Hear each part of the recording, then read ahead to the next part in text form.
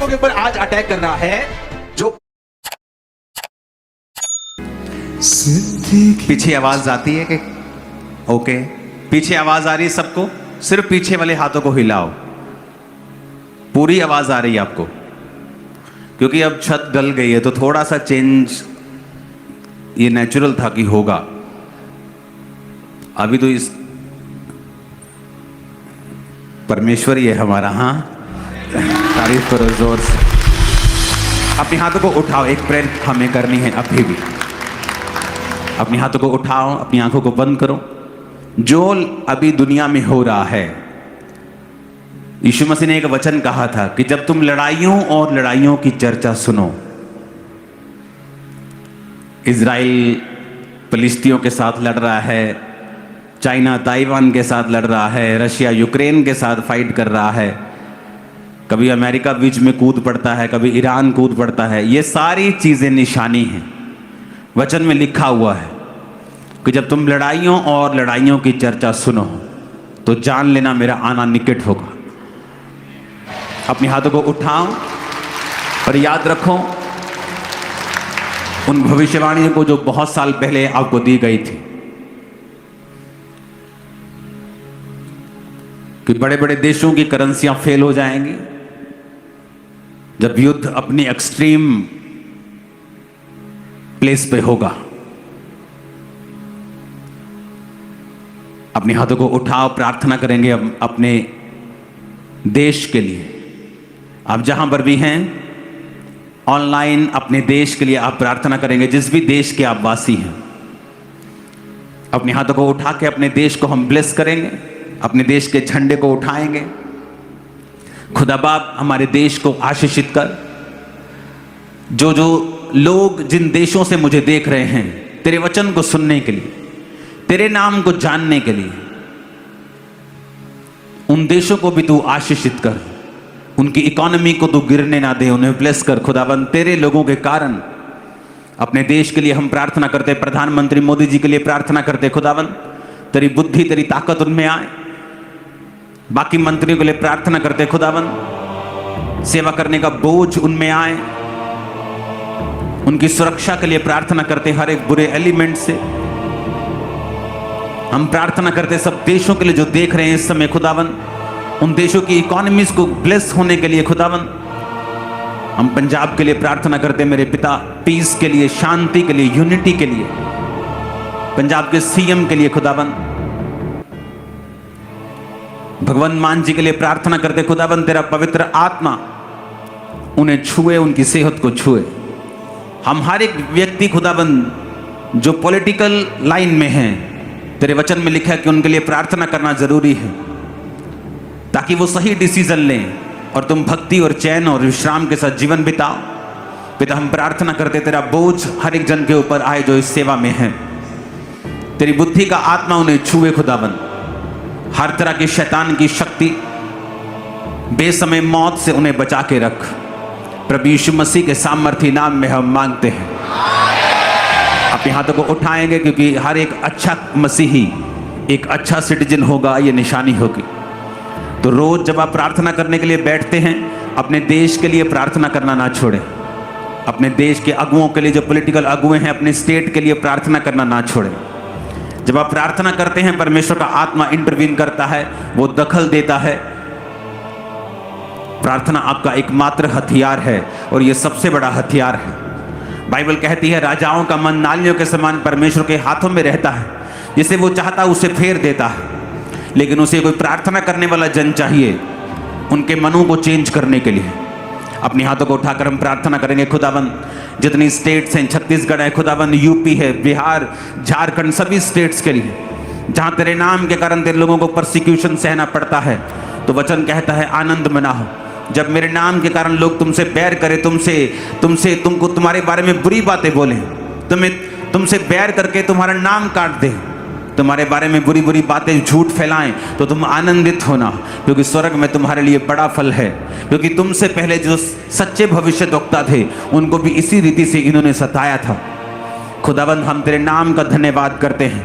उन सब जगहों के ऊपर जहां चर्चिस लगाने में प्रॉब्लम है, तेरा आत्मा उन अधिकारियों को, पुलिस को, जुडिशरी को, हर एक जन को छुए और सब जगह जहां खुदाबंद तेरे नाम के लोग बसते हैं, खुदाबंद तेरे नाम के लोग खुदाबंद जो हाथों को फैलाकर तेरे नाम के सामने प्रार्थना करते हैं, वहां पर तेरी बंदगियां होने पाए, मीटिंग्स होने पाए, बड़े बड़े खुदाबंद सभाएं वहां पे होने पाए, क्योंकि आप धर्म बदलने नहीं जीवन बदलने के लिए आए हैं। यीशु मसीह का आत्मा एक एक स्टेट को टच करे। खुदाबंद अपने हाथों को उठाओ। आज से बहुत साल पहले, आई थिंक 10 साल पहले की बात है, तो परमेश्वर ने मुझे एक विजन दिया था कि किस तरह से चर्च में हमें अलग अलग स्टूडियोज बनाने हैं जहां पर अलग अलग भाषा में प्रचार का जो होगा ट्रांसलेशन होगा। आपने अभी थोड़ी भाषाओं में सुना है, मराठी में, उड़िया में, बंगाली में, भोजपुरी में। तो जो चर्च का नया ऑफिस बन रहा है, जो अगले महीने उसकी ओपनिंग हो जाएगी, वहां पर वो 9 स्टूडियो बन चुके हैं। और उन 9 स्टूडियो के कारण अब पूरे देश में, पूरी दुनिया में, चाइनीज में भी, अरबी में भी, इंग्लिश में भी, फ्रेंच में, स्पेनिश में खुदावन का प्रचार करोड़ों लोगों तक पहुंचेगा। अपने हाथों को उठाओ, थैंक यू जीसस बोलते हुए खुदावन से बात करो। परमेश्वर तेरा प्रचार खुदावन एक एक कोने तक जाने पाए। सुसमाचार के लिए याद रखो एक बात, चर्च सिर्फ पैसा बोने से ही सुसमाचार नहीं फैलता, क्योंकि अगर सिर्फ पैसे से ही वो फैलता हो तो याद रखो बहुत सी बड़ी बड़ी डिनोमिनेशन है जिनके पास खरबों रुपया है, लेकिन वो प्रचार नहीं कर पा रहे हैं, रूहें नहीं बचा पा रहे हैं। याद रखो प्रचार, रूहें बचाने के लिए आपको आग के साथ जाना होता है, आपको प्रचार करना होता है, आपको आत्मा के द्वारा बातें करनी होती हैं जो लोगों को बचाएं। इसलिए प्रार्थना करेंगे अपने हाथों को उठा के कि परमेश्वर इस सुसमाचार के काम के लिए जितनी चीजें, जितने लोग, जितने हाथ, जितने हथियार हमें चाहिए तो हमें मुहैया करवा। अपने हाथों को उठा के प्रार्थना करेंगे सुसमाचार के रास्ते खुले, सुसमाचार लाखों करोड़ों लोगों तक पहुंचे, हर भाषा में, हर देश में वो लोगों तक जाए, हर लोकल भाषा में, हर राष्ट्रीय भाषा में, इंटरनेशनल भाषा में वो लोगों तक पहुंचे। खुदावंद तेरी बेदारी लोगों तक आए मेरे सामर्थ्य परमेश्वर, एक एक जन को तू छुए। खुदावंद याद रखो किस तरह से आप बचाए गए हैं। अगर आप बचाए ना जाते तो आप कितने दुखी थे, तो याद रखो आपके जैसे कितने लाखों करोड़ों लोग अभी भी दुखी हैं जिन तक सुसमाचार नहीं पहुंचा। अपने हाथों को उठाकर हर एक अंधकार की शक्ति को डांटेंगे जो सुसमाचार के रास्ते में एक रुकावट है, और खुदावंद से कहेंगे परमेश्वर रास्तों को ओपन कर। मांगेंगे right now in the name of Jesus, सारे रास्ते सुसमाचार के लिए ओपन हो जाए, ट्रांसलेशन करने के लिए लोग आए, नए नए रास्ते खुले। खुदावंद लाखों करोड़ों लोगों तक सुसमाचार पहुंचे। ऊंची आवाज में प्रार्थना करेंगे, ऊंची आवाज में।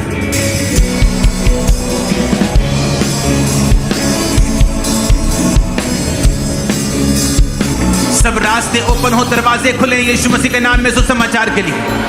सब भाषाओं में, सब चैनल्स के ऊपर, टीवी चैनल्स के ऊपर हाथों को उठा के प्रार्थना करेंगे। प्रार्थना से सब कुछ हो सकता है।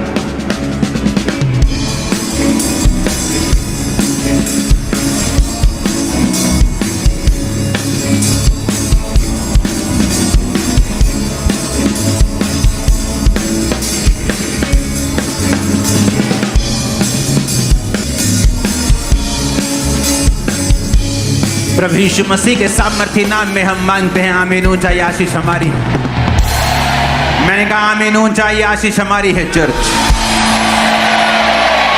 याद रखो, एक मसीही होने के नाते आपको चर्च में सिर्फ आशीष पाने के लिए ही नहीं आना है, आपको प्रार्थना करने के लिए आना है।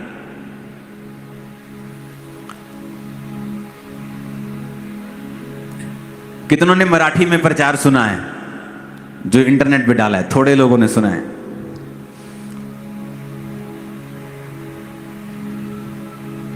तो लोग पूछ रहे कि आप मराठी में प्रचार कैसे कर रहे हो? कोई क्लिप चलाना, मराठी, भोजपुरी, कोई भी प्रचार की टीम जब रेडी हो जाए चला देना अपने आप।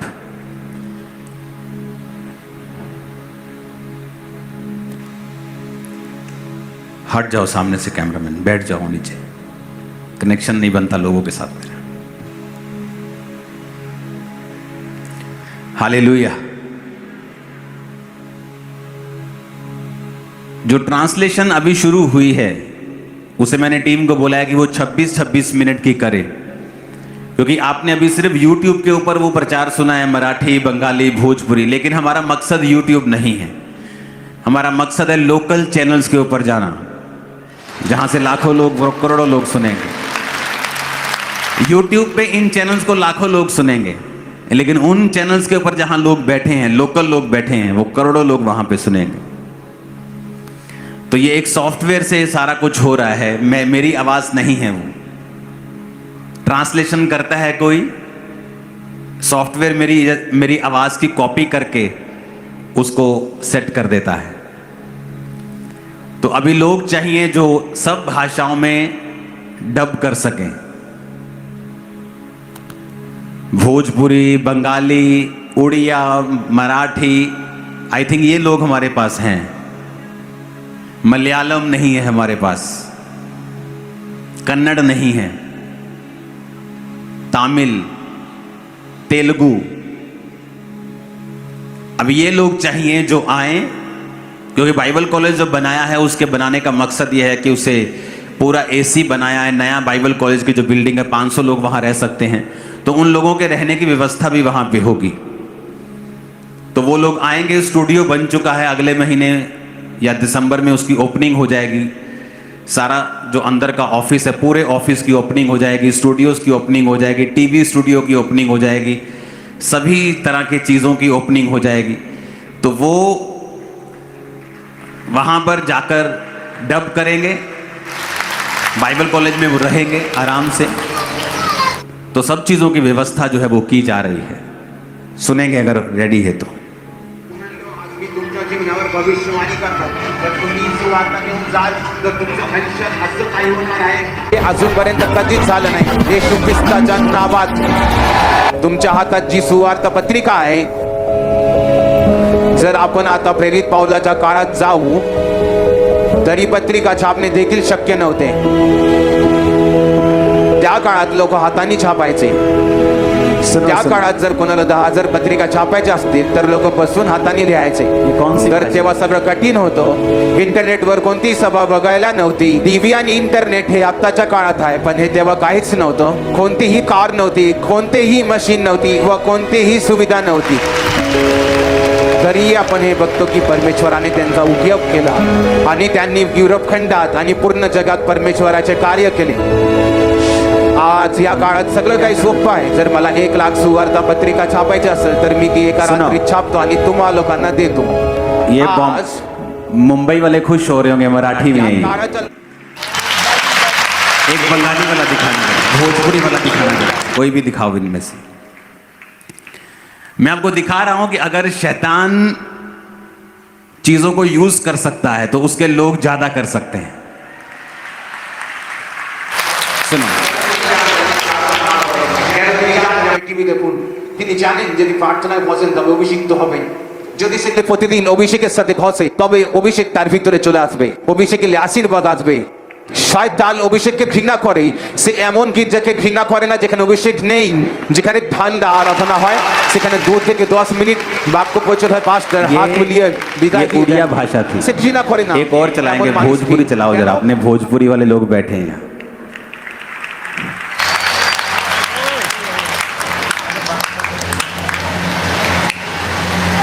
भोजपुरी सुनेंगे क्या? मुझे भाषाएं आती जा रही, मैं सुनता हूं तो मुझे भाषा आती जा रही है।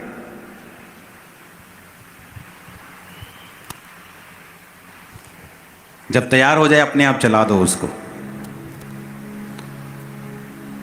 हालेलुया।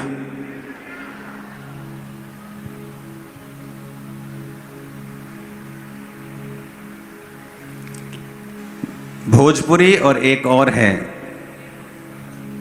बंगाली, दोनों सुनेंगे, बहुत मज़ा आता है सुनने में।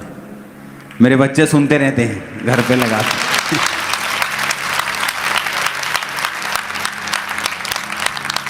थोड़ा जल्दी करना भाई।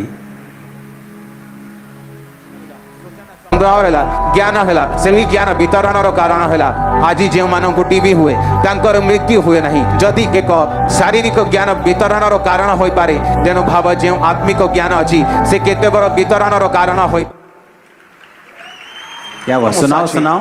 कारण अभिषेक बालकनी रवा लोगन से अगर रवा लोगन की प्रार्थना करही के समय शैतान तंग करता तो एंगा काहे कि शैतान जानत तले कि प्रार्थना में छुटकारा बा, प्रार्थना के रखन करे के चाहिए रवा लोग के दिन में सवेरे प्रार्थना करे के चाहिए। जीवन रवा लोग के खास धीरे-धीरे कम हो जाए रवा खाली अपना खातिर अपना परिवार खातिर अगर वो पास्टर बने ताबन से गाय खातिर रवा प्रार्थना करेंगे। सिंगल चलाओ। कौन सी अधिकार बहनी के वचन के बीच में से चवन हमनी के आपने आलोक बावे जब रवा प्रार्थना करे खातिर सवेरे उठनी 45 मिनट तब रवा प्रार्थना करनी रवा धन्यवाद करनी रवा आराधना करनी रवा आधा घंटा बाइबल पढ़नी ओई में का करे के बा वचन निकाले के बा जौन राउर जिंदगी से मिले जुलत बा रवा लोग के हीलिंग चाहे रवा लोग हीलिंग के वचन निकाले रवा के लइका चाहे उ लइका के वचन निकाली।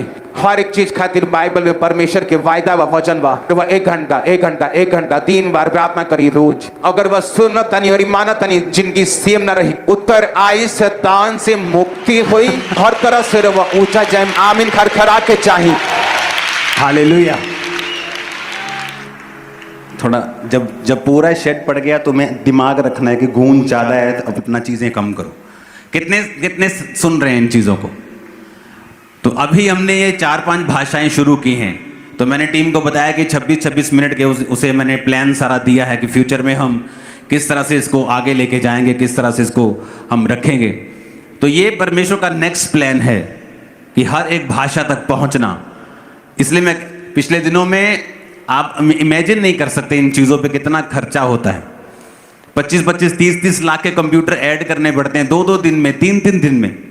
लेकिन एक बात मुझे मालूम है कि पैसा ये काम अकेला नहीं कर सकता। अगर पैसा अकेला कर सकता होता तो बहुत सी डिनोमिनेशन के पास बहुत से पैसे हैं लेकिन रूहें नहीं बचाते हो। आपका काम होना चाहिए रोज प्रार्थना करना सुसमाचार के लिए कि परमेश्वर लोगों के द्वार खुलें, लोगों के पास जाने के रास्ते खुलें। और जब आप अपनी लाइफ परमेश्वर को देते हैं इस तरह से कि आप सुसमाचार के लिए प्रार्थना कर रहे हैं, अब अपने जीवन को इस्तेमाल कर रहे हैं, तब परमेश्वर आपके शरीर को ब्लेस करता है, आपके जीवन को ब्लेस करता है। जो कुछ आपके साथ जुड़ा हुआ है वो उसको आशीषित करता है। आमीन। हमारा पहला मकसद सुसमाचार को देना होना चाहिए कि सुसमाचार को मुझे देना है। मैं उसमें क्या करूं? मैं लोगों के बीच में जाऊं, मैं उसके लिए प्रार्थना करूं। अगर हाउस वाइफ है, होम मेकर है, आप घर बैठे आप रोज सुसमाचार नहीं जाकर दे सकते, आप हफ्ते में 1 दिन उसे जरूर दें, लेकिन रोज घर में बैठकर प्रार्थना जरूर करें। इमेजिन करो जब आप परमेश्वर में आए थे आप कितने दुखी थे। इमेजिन करो कितने लाखों लोग ऐसे होंगे जो आपकी और मेरी कंडीशन में होंगे जब मैं और आप परमेश्वर में आए थे। अगर हम उनके लिए प्रार्थना करेंगे तो परमेश्वर आपको ब्लेस करेगा। सेवकाई में आने के बाद भी मेरी लाइफ में हीलिंग नहीं थी और मैं परमेश्वर से निराश रहता था, तो परमेश्वर ने कहा था कि अगर तेरे जीवन से चंगाई निकलेगी तो तू चंगाई से खाली कभी नहीं रहेगा। हालेलुया। गूंज कम करो, ऊंची आवाज में हालेलुया बोलो जरा,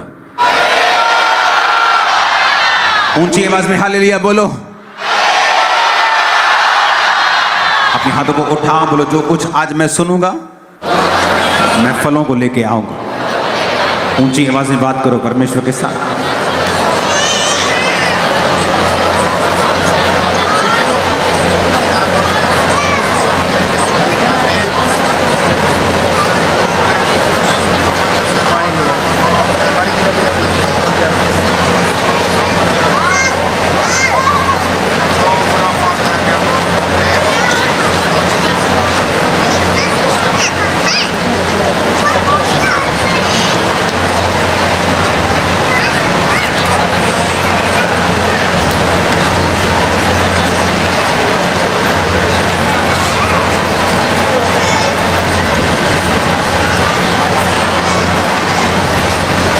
प्रभु यीशु मसीह के सामर्थ्य नाम में हम मांगते हैं।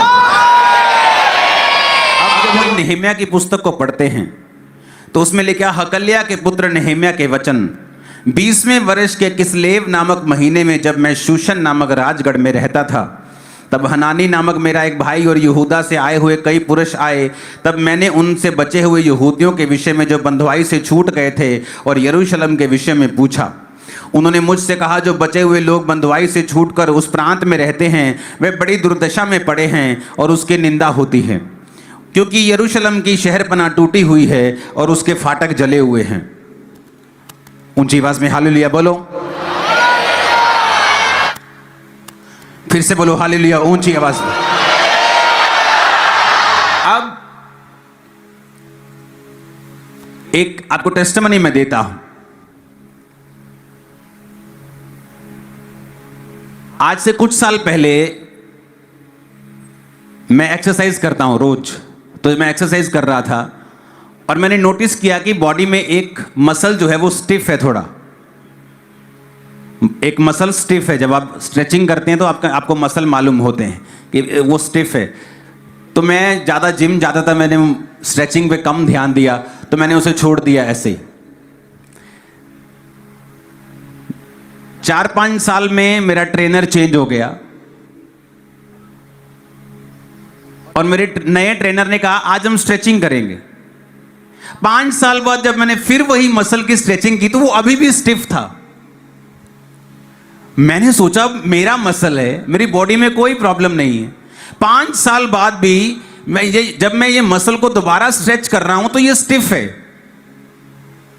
अभी भी अकड़ा हुआ है, जबकि प्रॉब्लम नहीं है। बड़े आपके बॉडी के कई मसल होंगे जो स्टिफ होंगे, आपको मालूम नहीं होगा। जब आप जिम में जाते हैं, स्ट्रेचिंग करते हैं, आपको मालूम होता है।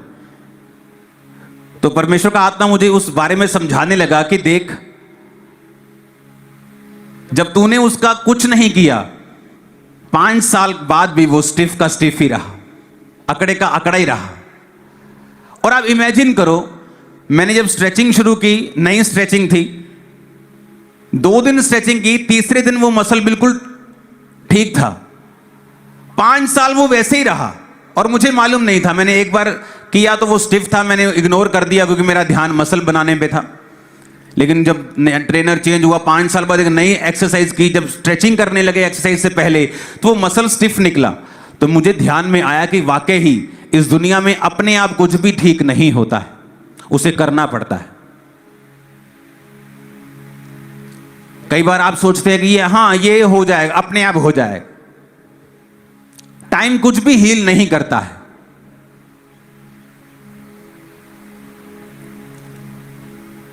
और वही सिंपल एक्सरसाइज भी, ज्यादा लंबी स्ट्रेचिंग नहीं, जस्ट 20-20 सेकंड की स्ट्रेचिंग और वो मसल लूज बिल्कुल ठीक था।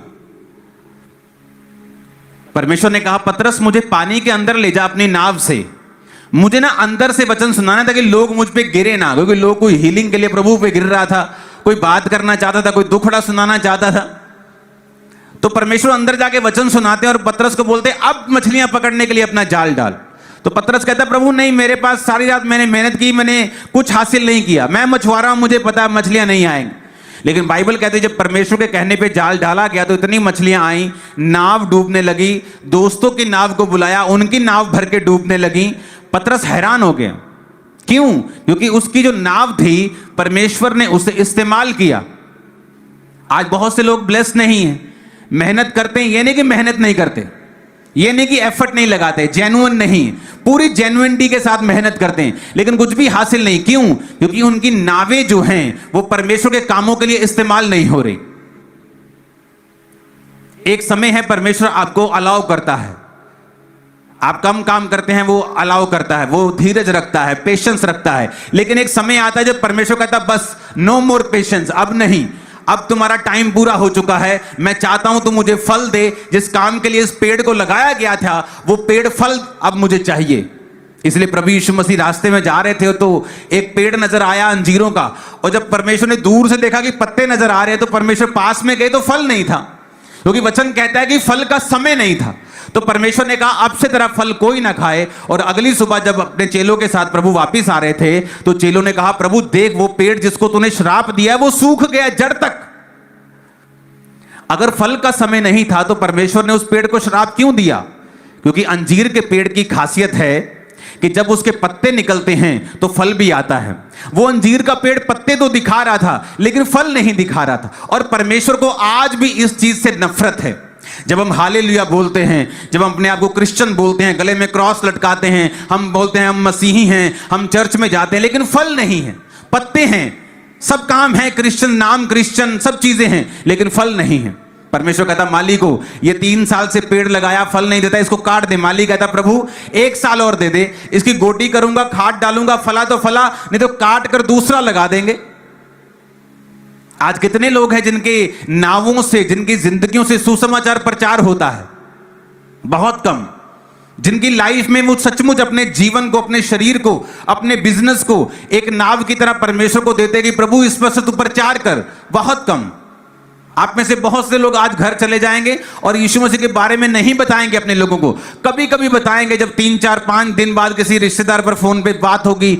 इतना सीरियस नहीं है हम परमेश्वर के लिए, इसीलिए हम ज्यादा मेहनत करते हैं और फल हमें कम मिलता है।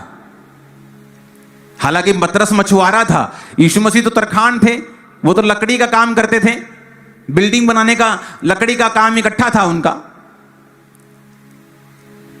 स्टडीज बताती हैं कि वो बिल्डिंग और लकड़ी के तरखान के वो क्रॉसेस भी बनाते थे। बहुत सारी चीजें हैं स्टडी में, लेकिन मैं उस चीज में नहीं जाना चाहता। तो परमेश्वर कहता है कि अगर तुम्हारा जीवन उसकी महिमा के लिए इस्तेमाल नहीं होता तो होता क्या है? परमेश्वर को आपको नुकसान नहीं करता, पर आपके लाइफ में क्या होता है? फिर इंसान ये डायलॉग मारता है, मैं मेहनत बड़ी करता यार, पर मैंने फल नहीं मिलता कोई।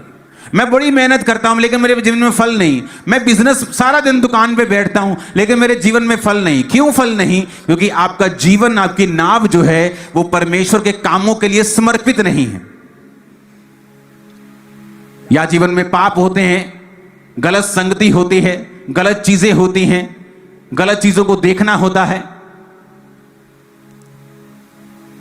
तो शैतान इन रुकावटों के साथ ये कोशिश करता है कि आपकी लाइफ में फल ना आए, क्योंकि यीशु मसीह ने कहा तुमने मुझे नहीं चुना, मैंने तुम्हें चुना और ठहराया कि तुम फल लेके आ सको और तुम्हारा फल बना रहे। प्रभु कहता तूने मुझे नहीं चुना।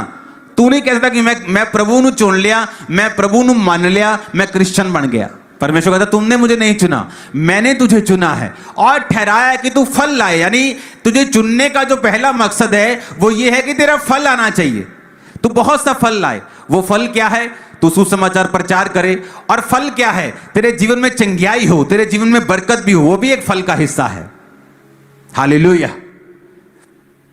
तो ये हमें देखना है कि क्या मेरा जीवन, क्या मेरा बिजनेस, क्या मेरा कैरियर, क्या मेरा शरीर, क्या मेरे बच्चे, क्या मेरे परिवार, सब कुछ क्या परमेश्वर में समर्पित है?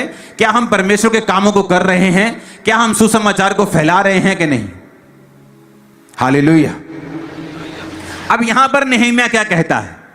सुसमाचार को फैलाना, खुदा का काम करना। नेहम्याह क्या कहता है कि जब मैंने दुर्दशा की बात सुनी यरूशलेम की, तो क्या कहता है? मैं क्या करने लगा? कहता मैं बैठकर रोने लगा। 4 आयत में लिखा, कितने दिन तक विलाप करता और स्वर्ग के परमेश्वर के सम्मुख उपवास करता और यह कहकर प्रार्थना करता रहा, हे स्वर्ग के परमेश्वर यहोवा, हे महान और भय योग्य ईश्वर, तूने जो अपने प्रेम रखने वाले और आज्ञा मानने वाले के विषय अपनी वाचा को पालता और उन पर करुणा करता रहा है, तो कान लगाए और आंख खोले रहे कि जो प्रार्थना तेरा दास इस समय तेरे दास इजराइलियों के लिए दिन रात करता रहता है, उसे तू सुन ले। और जब नेहम्याह को मालूम हुआ कि यरूशलेम खुदा का जहां घर है, जहां खुदा का शहर जिसे यरूशलेम को बोलते हैं, उसकी शहरपना जली हुई, टूटी हुई और फाटक जले हुए, यानी उस शहर की महिमा जो थी वो खराब हो चुकी थी। तो एक क्रिश्चियन व्यक्ति है, वो इस बात को सहन नहीं कर सकता। और बाइबल कहती पहला काम उसने क्या किया? प्रार्थना करी, प्रेयर की। बिना प्रेयर के आपका पैसा भी कुछ नहीं कर सकता। बहुत से मिनिस्ट्रीज के पास बहुत पैसा है लेकिन वो इतनी रूहें नहीं बचा पाते। पहला काम उसने किया कि प्रभु मैं तेरे काम करना चाहता हूं,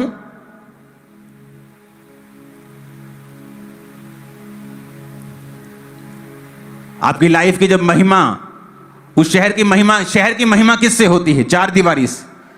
और उस शहर की महिमा किससे थी? फाटकों से। और वो जले हुए थे और टूटे हुए थे।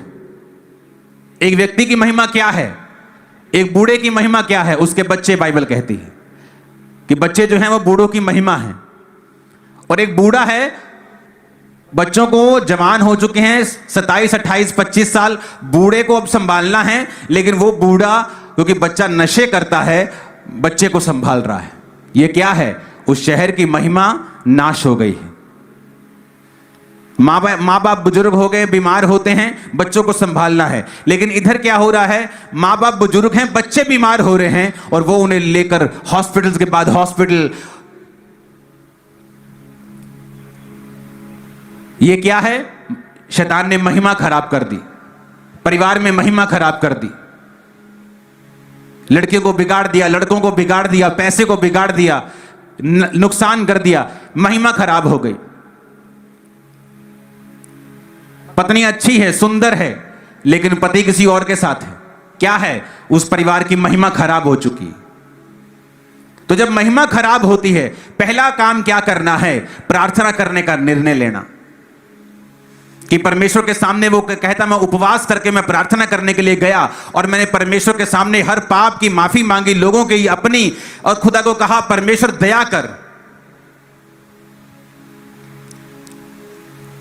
और ये सुसमाचार के ऊपर भी लागू होता है कि जब हम सुसमाचार का काम करना चाहते हैं तो सबसे पहले आपको प्रार्थना करनी है। आपके घर की महिमा खराब है, आपको प्रार्थना करनी है। जीवन की महिमा खराब हो चुकी है, आपको प्रार्थना करनी है। आप जवान हैं और नशों में हैं, रोगी हो चुके हैं, पैसा नहीं है, फाइनेंस नहीं है, ब्रोक हो चुके, टूट चुके हैं। ये क्या है? महिमा खराब हो चुकी। तो कैसे सुधारेंगे महिमा को? आपकी ग्लोरी को परमेश्वर रिस्टोर करना चाहता है, कैसे करेंगे? पहला स्टेप प्रार्थना करना शुरू करना, उपवास करके प्रार्थना करना, रोजों के साथ प्रार्थना करना। आज बहुत से लोग रोजे नहीं रखते, उपवास नहीं रखते, और बाइबल कहती है उसने उपवास करके प्रार्थना की। और जब उपवास करके प्रार्थना की तो वचन में लिखा, परमेश्वर के सामने वो रोता रहा और प्रभु को कहता रहा कि प्रभु मेरी प्रार्थना सुन, हमारे पापों को माफ कर। तेरे वचन में ये लिखा है, तेरे वचन में ये लिखा है। वचन के बीच से प्रार्थना उसने की, और ये ज्यादा असर करती है जब आप वचन के बीच से प्रार्थना करते हैं। हालेलुया। वचन में लिखा है, कहता 7 आयत में, हमने बहुत बुराई की है, जो आज्ञाएं, विधियां और नियम तूने अपने दास मूसा को दिए थे उनको हमने नहीं माना। क्योंकि इस धरती के ऊपर इत्तेफाक से कुछ नहीं होता। एक बात अगर आप मेरी आज समझ लें, जिंदगी सफल हो सकती है आपकी। सिर्फ एक बात, वो ये है, पाप करने के बाद आपका डाउनफॉल कभी भी एकदम से शुरू नहीं होता। और प्रभु के साथ तौबा करने से आपका ऊपर ऊंचाई पे जाना एकदम से शुरू नहीं होता। इस बात को हमेशा ध्यान रखें। इन्होंने पाप किया बहुत समय पहले, और परमेश्वर ने क्या किया? सालों के बाद वो सारे मंदिर को, अपने चर्च आराधनालय को खराब करके, तोड़ के अपने लोगों को बंधुआई में डाल दिया। ये एकदम से नहीं हुआ। जीसस के टाइम के ऊपर जिन लोगों ने गवाही दी थी, जब पिलातुस ने कहा तुम जीसस को चाहते हो, तुम्हारे लिए छोड़ दूं, कि एक डाकू को जो तुम लोगों का कत्ल करता है उसको छोड़ दूं। कोई नहीं कहेगा डाकू छोड़ दो, कि ये हमें ही आके बाद में तंग करे। यीशु ने क्या बिगाड़ा है हमारा? ये लोगों को अच्छी बातें बोलता है, लेकिन लोग बोले तू बरअब्बा को हमारे लिए छोड़ दे और यीशु मसीह को क्रूस पर चढ़ा दे। उसने कहा इसने क्या बुराई की है? कहते वो और भी चिल्लाने लगे, क्रूस दो इसे, क्रूस दो। सब हजारों लोग। तो पिलातुस की पत्नी ने एक मैसेज दिया, कहती इस धर्मी के मामले में हाथ मत डालना, क्योंकि आज सपने में मैंने इसके कारण बहुत दुख उठाया है। तो उसको मालूम था कि ये धर्मी पुरुष है, तो उसने कटोरा बुलाया और कहा मैं इस धर्मी के लहू से निर्दोष हूं। अपने हाथ धो लिए। सब पब्लिक बोली इसका लहू हम पर और हमारी संतानों के ऊपर हो। और यीशु मसीह के जी उठने के और स्वर्ग पर चढ़ाए जाने के कुछ साल बाद उस यरूशलेम के ऊपर एक अटैक हुआ। अगर आप हिस्ट्री पढ़ें, भवन तोड़ दिया गया, लोग बंधुआई में बांध लिए गए और उन्हें बांध लिया गया और उन्हें एक तरह का खत्म कर दिया गया, देश फिनिश कर दिया गया। एकदम से नहीं हुआ। यीशु मसीह के मरने के बाद वो लोग उसी तरह से बिजनेस कर रहे थे, उसी तरह से हंस खेल रहे थे, उनके बच्चे हो रहे थे, कुछ बदला नहीं। लेकिन जब बदला तो ऐसा बदला, कहते ना पंजाबी जी कन्ना नूं हथ लवाते, फिर ऐसा बदला कि जो रिवर्सेबल नहीं था। शुक्र किया करो अगर आप कुछ गलत करें और परमेश्वर तभी आपको कुछ सजा दे दे छोटी मोटी, क्योंकि अगर वो आपको लंबे कोर्स में डालेगा तो बड़ा खतरनाक डालेगा। कई बार आप पाप करेंगे, आपको एकदम से डाउनफॉल नहीं होगा, उसी तरह से आपकी लाइफ चलती रहेगी, आपकी ब्लेसिंग चलती रहेगी। लेकिन अब आपका ट्रैक चेंज हो चुका है, क्योंकि अब आप इस ट्रैक पे जब चलेंगे, आपकी मंजिल वो कभी नहीं है जो यहोवा ने आपको देनी थी। मैं आपको गारंटी देता हूं। जब मैं परमेश्वर में था और पाप से दूर रह के पवित्रताई में प्रभु को पुकारता था, तो मेरे जीवन में कोई बदलाव नहीं होता था।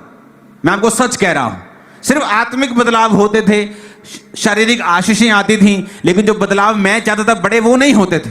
लेकिन वो हुए, एकदम से नहीं हुए, लंबा टाइम लगा, सालों लगे, वो बदलाव हुए।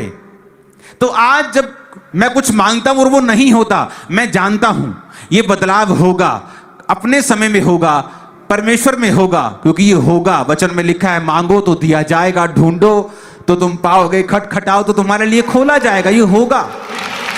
तो कभी भी अपनी रिसेंट अभी की परिस्थिति के हिसाब से मत पाप में और निराशा में गिरें, क्योंकि अभी फर्क नहीं पड़ेगा, लेकिन फ्यूचर में 100% पड़ेगा। अभी नहीं पड़ेगा। बड़ी बड़ी पदवियों पे, मिनिस्ट्रीज में लोग होते हैं, पाप करते हैं, उसी तरह से चलते हैं, उसी तरह से सब काम करते हैं, लेकिन उन्हें यह नहीं पता कि इसका असर एकदम से नहीं होगा। इसका असर होगा, इसका असर होगा 100% होगा। और जब होगा वो रिवर्सिबल नहीं होगा, उसको तुम रिवर्स नहीं कर सकते। एकदम से कभी पाप का असर नहीं होता। मैं अपनी लाइफ में आपको बता सकता हूं, अगर मैं पवित्रताई में रहा हूं तो मैंने क्या पाया है, और मुझे मालूम है आज भी वही रूल है। आत्मा का रूल चेंज नहीं होता, क्योंकि आपकी लाइफ में आपकी एक्सपेक्टेशन होती है, सवाल होते हैं। शैतान सवालों के साथ आपके पास आता है, आपके विश्वास को हिलाता है, सवाल जवाब करता है। उस समय अगर आप शैतान की बात मान के गिरते हैं, या कोई गिरा जो इसलिए आप गिर रहे हैं, तो इसका मतलब आपने अब बीज डाल दिया। आपने पास्ट में पवित्रताई का बीज डाला था और फ्यूचर में आप यहां पे हैं। अभी आप कैसा बीज डालेंगे फ्यूचर में, वो निर्धारित करेगा आप कहां पे होंगे। जिन लोगों ने परमेश्वर को क्रूस पे चढ़ाने की पूरी जिद लगा दी, उन पे एकदम से असर नहीं हुआ। 3 दशकों बाद, चौथे दशक में उनकी लाइफ पे असर हुआ और सब लोग खत्म कर दिए गए। पूरी महिमा मिट्टी में मिला दी गई। कितने मेरी बात को समझ रहे हैं? जब आप पाप में होते हैं, उसका असर आपके जनरेशन पे भी होता है, आपके बच्चों पर भी होता है, आने वाली जनरेशन पर भी होता है, आपके फाइनेंस पे होता है। सारा सिनेरियो चेंज हो जाता है। कई बार आप देखे होंगे, आप 2 ट्रैक चल रहे हैं, 2 रेलगाड़ियां चल रही हैं, अभी दोनों सेम ट्रैक चल रहे हैं, लेकिन आगे चल के हल्का से चेंज आएगा और दोनों की मंजिल पूर्व पश्चिम जैसी अलग अलग हो जाएगी। उसी तरह से एक धर्मी और एक पापी है, दोनों परमेश्वर में चल रहे हैं, लेकिन जैसे एक गुनाह करता है, हल्का सा टेढ़ा होता है, उसे नहीं पता उसकी मंजिल अब कहां परमेश्वर जाके उसे सेट करेगा। उसका सारा कोर्स ही चेंज हो गया है, उसका एंड रिजल्ट सारा चेंज हो चुका है। उसे अभी नहीं पता, लेकिन उसे बाद में मालूम होगा। परमेश्वर ने कहा, इसहाक तू अब मेरे पास आने वाला है, अपने बच्चों को आशीष दे दे। उसने कहा ठीक है, मैं अपने बड़े बेटे को ब्लेस करता हूं, जल्दी जल्दी से बुलाकर। उसका बड़ा बेटा, उसे मालूम नहीं था कि दाल के बदले अपने बड़े होने का पद छोटे को बेच बैठा है, जुड़वा को। तो छोटा उसके सामने धोखे से चला गया, उसको दिखता नहीं था, धुंधला था आंखों का। उसने आशीष दी, तेरे को अन्न मिले, तेरे को ऊपर से आंस मिले, तू अपने दुश्मनों को नगरों का अधिकारी हो। उसे हर तरह की आशीष दे दी। और जब वो आशीष लेके चला गया, एसाव आ गया, कहता बापू ये लो जी, मैं आपके लिए खाना लेके आया हूं, अहेर का शिकार का मीट लेके आया हूं। उसने कहा बेटा मैं तो आशीष दे चुका। किसको दे चुके? बेटा तेरा भाई आया, धोखे से आशीष ले गया, पर अब आशीष लगी रहेगी उसको। क्या पिता तेरे पास एक भी आशीष नहीं? रोकर बोला, क्या तूने सारी आशीष उसको दे दी है? कहता तेरा निवास उपजाऊ जमीन से दूर हो। समय आने के ऊपर तू अपने भाई के डाले हुए बंधनों को तोड़ दे। उसने कुछ आशीष उसको दी और छोड़ दिया। लेकिन अगर आप बाइबल पढ़ेंगे ध्यान से, जो आशीष उसने याकूब को दी थी कि तेरा निवास उपजाऊ जमीन पे हो, वो एसाव की लाइफ में पूरा हो रहा था, जबकि उसको आशीष नहीं मिली थी। क्योंकि जब याकूब वापिस आया अपने देश में अपनी पत्नी और अपने बच्चों समेत, तो एसाव उसी देश में था, आशीषित हो रहा था। बड़ी भेड़ बकरियां थी, बाइबल कहती है, स्टडी बोलती है कि उनकी इतनी भेड़ बकरियां थी कि वो आपस में इकट्ठे नहीं रह सके। इसका मतलब एसाव भी जबरदस्त तरीके से आशीषित था और याकूब भी आशीषित था। लेकिन जब आपने प्रभु से पंगा लिया होता है तो कहीं ना कहीं आपको एक मोड़ आता है जो आपको लेना होता है, आपको कन्विंस कर दिया जाता है कि ये सही है, जबकि वो सही नहीं होता है। और बाइबल कहती है एक दिन आया, एसाव ने वो देश छोड़ दिया और पहाड़ी देश में जाके रहने लगा। परमेश्वर ने धीरे धीरे उसको उस पहाड़ी देश से दूर करके अब मिडिल ईस्ट में बसाया, अब जहां पर सऊदी अरेबिया है, जहां पर दुबई है, कतर है, ये चीजें हैं। एकदम से नहीं हुआ। कैसे हुआ? सालों के बाद, सालों लग गए उस चीज को, उसके सारे वंश को। अब वो उन जगहों पे रहता है और याकूब का वंश जहां उपजाऊ जमीन है वहां रहता है आज भी। कितने मेरी बात समझ रहे हैं? तो ये बड़ी डिसेप्शन है चर्च में और पास्टर्स की लाइफ में बहुत है। उन्हें लगता है मैंने काम किया गलत, कुछ भी नहीं हो रहा, लोग तो ऐसे ही आ रहे हैं, हीलिंग भी हो रही है, डिलीवरेंस भी हो रही है, दुष्ट आत्मा भी चिल्ला रही है, चीखें मार रही है। भाई साहब, ये हमारा मकसद नहीं है सिर्फ, क्योंकि आपका कोर्स चेंज हो जाएगा। वो कहीं और जाके आप एंड करेंगे जहां आपको एंड नहीं करना था, और ये एकदम से नहीं होता। इसलिए मैं कहता हूं कि जीसस क्राइस्ट के बाद मुझे वेरी डेंजरस फील आती है, कि खुदाबंद बड़ा भयानक फील आती है कि परमेश्वर जब कोर्स चेंज करता है, लोगों को कहीं से कहीं ले जाता है। लोग सोचते हैं कि मैंने परमेश्वर को मूर्ख बना दिया, लेकिन वो खुद मूर्ख हैं। कितने मेरी बातों को समझ रहे हैं? यूथ में हमारे पास एक लड़का होता था, बड़ा धोखा देता था पास्टर को। उधर लड़की के साथ सो के आना, चर्च में पूरी वर्शिप, पूरा आत्मा से भर लोना, यार बड़ा स्पिरिचुअल आदमी है यार, और मैं भी आत्मा से भर रहा था, दूसरे भी आत्मा से। तो बड़ा कठिन था ये जज करना कि कौन सही भर रहा है और कौन गलत भर रहा है। लेकिन आज उन व्यक्तियों का अगर आप रिजल्ट देखेंगे, वो वही के वही हैं, और वो लोग जो आत्मा में थे वो कहीं लाख गुना आगे जा चुके हैं। लेकिन टाइम लगा, 15 साल, 10 साल, 12 साल। पेशेंस है आप में कि आप प्रभु को समय दें, आप प्रभु को टाइम दें। किसान को भी बुद्धि देता है प्रभु कि जब उसने बीज बोया तो वो अगले दिन फल देखने नहीं चला जाता। उसे मालूम है ये फूटेगा, ये आएगा, उसके बाद फलेगा, उसके बाद मैं इसे बेचूंगा। तो ये बुद्धि रखो कि अगर आपने आत्मिक जीवन में कोई बीज बोया है तो उसको टाइम लगेगा आगे बढ़ने में। वो चाहे अच्छा बीज हो उसे भी टाइम लगेगा, और बुरा बीज हो उसे भी टाइम लगेगा। कितने मेरी बात को समझ रहे हैं? जोर से हालेलुया बोलो। सुन रहे हैं मेरी बात? हाँ, सुन रहे हैं आप? हालेलुया। अब इस बुराई के कारण जो उन्होंने की थी, यरूशलेम की महिमा खराब थी। अगर आप तौबा कर ले, बुराई करना छोड़ दें, तो महिमा ठीक होना शुरू हो जाती। अब आगे क्या हुआ? आगे हुआ, अब ये नेहेमिया राजा के सामने गया। दूसरे बाप में पहली आयत में लिखा, अर्थ क्षेत्र राजा के 20वें वर्ष के निसान नामक महीने में, जब उसके सामने दाख मधु था, तब मैंने दाख मधु उठाकर राजा को दिया। इससे पहले मैं कभी उदास उसके सामने नहीं हुआ था। राजा ने मुझसे पूछा, तू रोगी नहीं है? फिर तेरा मुंह क्यों उतरा है? ये तो मन की उदासी होगी। तब मैं अत्यंत डर गया। मैंने राजा से कहा, राजा सदा जीवित रहे।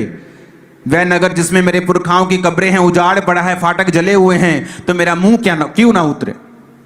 अब यहां पर रिस्क लिया गया, अपनी नौकरी का रिस्क। इतनी बड़ी ऊंची पदवी के ऊपर था। राजा का प्याऊ, राजा का खवाऊ जो होता था, बड़ी बड़ी उनको लाखों करोड़ों रुपए की तनख्वाहें, उनके पैकेज होते थे, क्योंकि ये दो होते थे जो राजा की सेफ्टी का ध्यान रखते थे। अब उसका रिस्क ये था कि वो उदास होकर राजा के सामने गया। राजा उसको दंड भी दे सकता था, 10 साल का सजा राजा कि तू मेरे सामने उदास होकर कैसे हिम्मत की मेरे सामने आने की। लेकिन बाइबल कहती है जब आप इस बात को ठान लेते हैं कि मुझे अपने परिवार की, अपने शरीर की, अपने जीवन की महिमा को फिर से बनाना है और उसे परमेश्वर के समान जैसे खुदा ने मुझे बनाया था, परफेक्ट ब्लेस्ड, वैसा करना है, तो आपको रिस्क लेना पड़ता है। लेकिन आज कितने लोग रिस्क लेने के लिए तैयार हैं? बहुत कम। उन्हें डर है उनकी बुआ नाराज ना हो जाए, उनका मामा नाराज ना हो जाए, उनके घर वाले नाराज ना हो जाएं, उसकी पत्नी नाराज ना हो जाए अगर वो परमेश्वर में चला गया, बपतिस्मा ले ले तो बच्चे घर से ना निकाल दें। उन्हें रिस्क नहीं लेना है। अगर रिस्क नहीं लेना है तो महिमा नहीं बनाई जा सकती। अगर आपका मसल वो स्टिफ है तो वो 4 साल बाद भी स्टिफ है, अपने आप कुछ नहीं होगा जब तक आप कुछ नहीं करेंगे तो। और परमेश्वर ने कहा है मैं तेरे हाथों के कामों के ऊपर बरकत दूंगा, तू मांग तो मैं तुझे दूंगा। अगर तू किसी काम को करने के लिए प्रार्थना करेगा तो मैं काम तेरी लाइफ में कर दूंगा। वो ताकत परमेश्वर ने आपको दी है। अब क्या हुआ? अब इसने राजा को मना लिया, राजा की वाइफ को मना लिया, दोनों को मना लिया। तो उन्होंने इसे जाने के लिए बोला और कुछ लकड़ी की भी उसने डिमांड की कि वो लकड़ी उसको दी जाए। तो वो लकड़ी भी राजा ने उसको दे दी क्योंकि राजा का फेवर उस पे था और परमेश्वर का वचन पूरा हुआ कि जब तू मेरी आज्ञाओं पे चलेगा, अपने हृदय से मेरी आज्ञाओं को पीछे नहीं रखेगा, तो तू मनुष्य और परमेश्वर दोनों का अनुग्रह पाएगा। प्रभु का अनुग्रह भी हुआ, मनुष्य का अनुग्रह भी हुआ। उसे लकड़ी मिली और वो उस लकड़ी को, उस चिट्ठियों को लेके, वो सारे राजा के ऑर्डर्स को लेके वो गया यरूशलेम में उस शहर को बनाने के लिए। और यरूशलेम में जाके उसने क्या देखा? उसने देखा कि रात को वो गया और अकेला पूरे जाके चक्कर लगा के आया और किसी को साथ लेके नहीं गया। अगर आपको अपनी लाइफ की महिमा बनानी है, आपको अकेले प्रार्थना करनी आनी चाहिए। मैं अपने परिवार के साथ भी कभी प्रार्थना करता हूं, लेकिन मैं अकेले रोज प्रार्थना करता हूं। मेरी पर्सनल प्रेयर भी होती है। एक समय होता है जब मैं अपने लिए प्रार्थना करता हूं, सेवकाई के लिए करता हूं। एक समय होता है जब मैं आप लोगों के लिए प्रार्थना करता हूं। अगर आपको अकेले प्रार्थना करनी नहीं आती, जो यीशु मसीह ने कहा है, अब जब 2 बाब की 13 आयत को पढ़ते हैं, कहता मैं रात को तराई के फाटक में से होकर निकला और अजगर सोते की कूड़ा फाटक के पास गया। यरूशलेम की टूटी हुई शहरपनाह जले फाटकों को देखा। तब मैं आगे बढ़कर सोते के फाटक और राजा के कुंड के पास गया, परंतु मेरी सवारी के पशु के लिए आगे जाने को स्थान नहीं था, क्योंकि वो अपने साथ कुछ लेके नहीं गया। ये एक सिंबल है कि आपको अपनी महिमा को बनाना है। आप जानते हैं आपके परिवार के मसले, उनका हल कोई नहीं कर सकता। जो रिश्तेदार आपको रोक रहे हैं, जाओ उन्हें चैलेंज करो, उन्हें बताओ कि जो प्रॉब्लम्स आपको हैं, जो परिवारों में नशे हैं, उनको बोलो ठीक करके दिखाओ। जो डिप्रेशन आपको है, आपके रिश्तेदार को बोलो कि आपके दिमाग से निकाल के दिखाए। जो दुष्ट आत्माएं आपको तंग करती हैं, उन्हें बताओ कि इस दुष्ट आत्मा से मुझे दूर करके दिखा। नहीं कर सकते। जब वो कर नहीं सकते, आपकी महिमा को रिस्टोर नहीं कर सकते, बल्कि बातें करेंगे उल्टा आपके घर से जाकर निकलकर, तो क्यों उनकी ओर देखना जो कुछ नहीं कर सकते। तो वचन कहता है वो रात को उठकर निकला। जिनको अपने लाइफ की महिमा को बनाना है, वो रात को सो नहीं सकते। मैं नहीं कहता फुल नाइट प्रार्थना करो, लेकिन रात को एक समय होता है, 10 से 1, 12 से 2, 10 से 1, 11 से 1, जब आप रात को बैठकर प्रार्थना करते हैं अकेले। रात को आपके बच्चे ने स्कूल नहीं जाना, रात को किसी बिजनेस वाले बंदे ने फोन नहीं करना, आपके कर्मचारी ने आपको तंग नहीं करना। वो समय है जब आप रात को प्रार्थना कर सकते हैं, क्योंकि आपको अगर अपनी लाइफ की महिमा को बनाना है। जले फाटक, यरूशलेम के फाटक जले, ये शहरपनाह टूटी। अगर आपको अपने शहर, अपनी लाइफ की महिमा को बनाना है, तो आपकी रात वेरी इंपॉर्टेंट है कि रात को उठकर आप प्रार्थना करें। लेकिन सवारी के पशु के अलावा और कोई नहीं था। वो एक डिप्लोमेट आदमी था, एक बड़ा आदमी था, बड़े बॉडीगार्ड रख के जा सकता था। उसे मालूम था इनकी जरूरत नहीं है, क्योंकि मैं रात को मुझे प्रार्थना करने के लिए जाना है, तो मुझे डिस्टर्बेंस होगी। और रात वो अकेला वो देख के आया, पैदल देख के आया। आज कितने क्रिश्चियन हैं? आप कितने हैं लोग रात को 9 बजे सोते हैं, सुबह उठते भाई साहब 8 बजे। पता नहीं कितनी गहरी नींद है आपकी, कि नींद को भी शर्म आ जाए आपको देख के। आपने वो प्रेशियस समय गवा दिया, क्योंकि आपकी लाइफ की महिमा को अगर आप बनाना है, आप अपनी रात को वेस्ट नहीं कर सकते। हालेलुया। ऊंची आवाज में हालेलुया बोलो।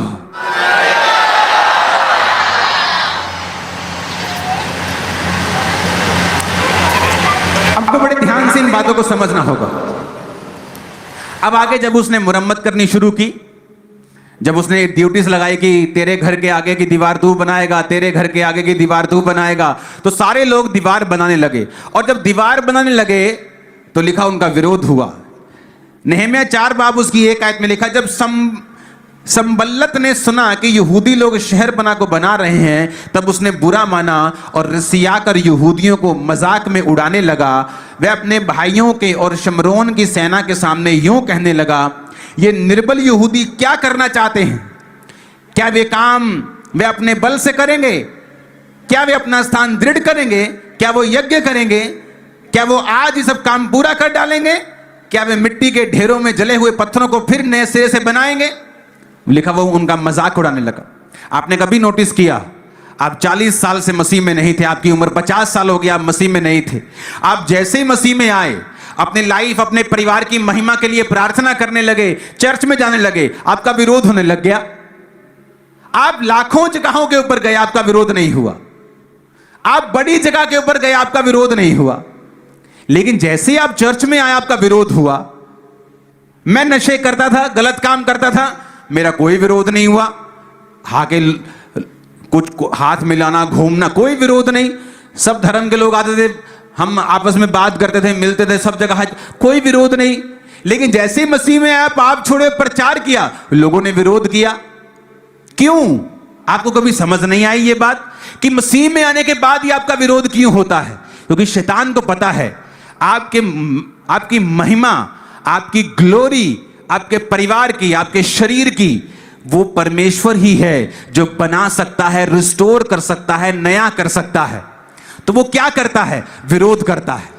जब आपका विरोध हो तो आपको समझ लेना चाहिए कि शैतान आपका विरोध इसलिए कर रहा है क्योंकि उसको पता है कि अगर कोई जगह है जहां पर आपकी ग्लोरी, आपकी महिमा फिर से बन सकती है, तो वो यीशु का घर है, वो मसीह का घर है, वो उसी की प्रेजेंस है, वो क्रिश्चियनिटी है जहां आपकी ग्लोरी फिर से परमेश्वर रिस्टोर कर देंगे। आमीन ऊंचा चाहिए चर्च। कितने मेरी बातों को समझ रहे हैं? अब यहां विरोध होने लग गया तो क्या किया उन्होंने? बाइबल कहती है विरोध के बीच में उन्होंने काम नहीं छोड़ा। लोग डर गए, विश्वासी डर गए, कहते नहीं अब ये काम नहीं होगा, हमारा शरीर भी थक गया है और ये लोग विरोध कर रहे हैं, हमें मारने के लिए आ रहे हैं। लेकिन नहम्याह ने कहा नहीं, हम डरेंगे नहीं, रुकेंगे नहीं। हर एक बंदा अपनी जांग के ऊपर, पट के ऊपर तलवार लटका के एक हाथ से तलवार थामेगा और एक हाथ से मिस्त्री की तरह काम करके उस शहरपना को बनाएगा। उसकी अगुवाई के नीचे वो काम हुआ। और आप इमेजिन करो, ये नहीं कि नहम्याह जहां पे काम कर रहा था वहां पैसे की कमी थी। बाइबल कहती है वहां पर रईस यहूदी थे जो ब्याज के ऊपर अपने गरीब यहूदी भाइयों को पैसा देते थे, उनका घर कब्जा कर लेते थे, उनको तंग करते थे ब्याज लेने के लिए। तो उसने, नहम्याह ने डांट लगाई, बड़ी महासभा की और बुलाया और बोला तुम जो रईस लोग अपने छोटे लोगों से ब्याज लेते हो, तुम बुरा करते हो, अब तुम ब्याज नहीं लोगे। और रईस लोगों ने उसकी बात को सुना। मैं कितने लोगों को जानता हूं जो फाइनेंशियली अच्छे हैं, स्टेटस के, क्रिश्चियन, लेकिन परमेश्वर के राज्य में उनका वो योगदान कभी नहीं है। वो अपनी पार्टीज के ऊपर करोड़ों खर्च सकते हैं, लेकिन सुसमाचार के लिए उन्होंने कभी खर्चा नहीं किया। सुसमाचार के लिए 20,000 खर्चेंगे, क्यों? क्योंकि परमेश्वर कहता मैंने गरीबों को चुन लिया, बीमारों को चुन लिया। आपको प्रभु ने चुना है, लेकिन एक सलाह है, जब वो आपको उसी पोजीशन पे अमीरी की लेके जाए तब परमेश्वर को भूलना नहीं। आमीन। आज कितने लोग हैं जो फाइनेंशियली सेट हैं लेकिन फिर वो जज करने लगते हैं।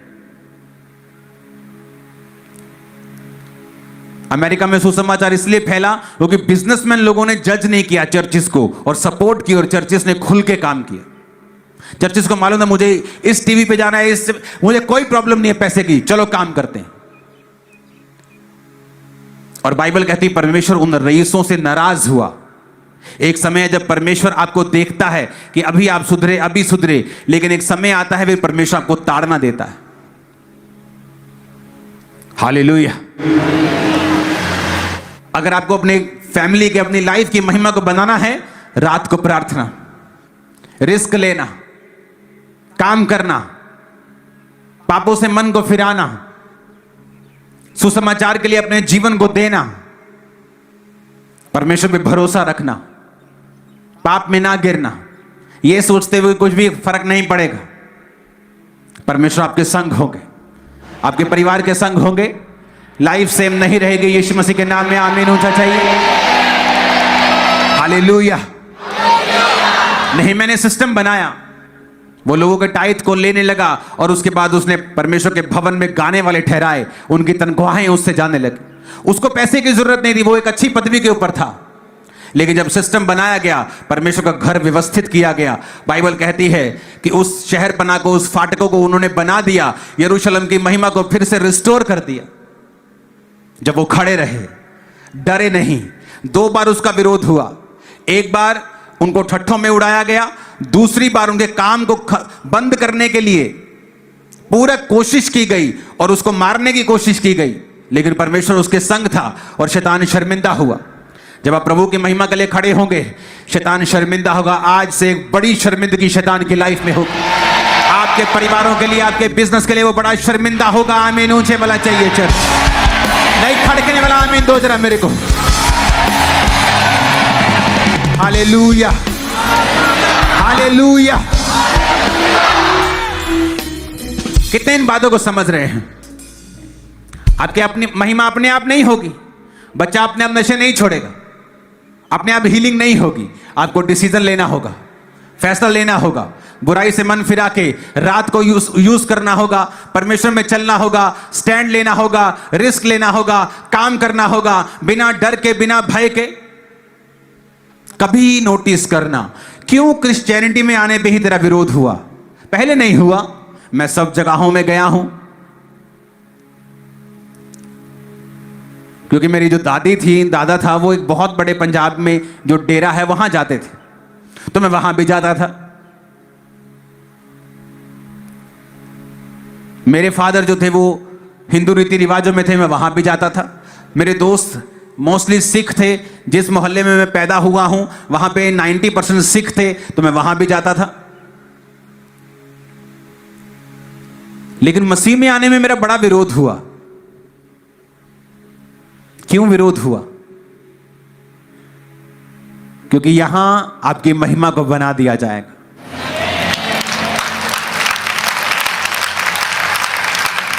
और फाटक जले या शहरपना टूटी, किसी ने मजाक नहीं उड़ाया, किसी ने कुछ नहीं कहा। जैसे ही कोई व्यक्ति आत्मिक राह पे चलना शुरू करता है, सोचता है नहीं अब मैं अपने जीवन को बदलूंगा, वैसे ही शैतान तुम्हारे खिलाफ काम करो। शैतान को उस लोगों से क्या प्रॉब्लम है जो खुद सोए हुए हैं? शैतान कहता है सोने दे, क्या डिस्टर्ब करना है इसको, डिस्टर्ब करेंगे परमेश्वर में जाएगा, सोने दे इसको, कुछ मत बोलो इसको। लेकिन जैसे आप फैसला करते हैं परमेश्वर में बढ़ने का, आपको अलग अलग तरह की प्रॉब्लम्स का सामना करना पड़ता है। क्यों? शैतान को पता है यहां इसकी ग्लोरी बनेगी, क्योंकि जब एक ग्लोरी बनती है, आपकी जनरेशंस, आपके दोस्त, आपके मोहल्लों की भी ग्लोरी साथ में होती, बचाए जाते हैं वो। अपने हाथों को उठाओ, खुदावन से बात करो, परमेश्वर आज से मैं ये विश्वास करता हुआ कि अपने आप कुछ नहीं होता, मैं अपनी ग्लोरी के विषय में काम करूंगा। ऊंची आवाज में बात करो खुदाबंद के साथ।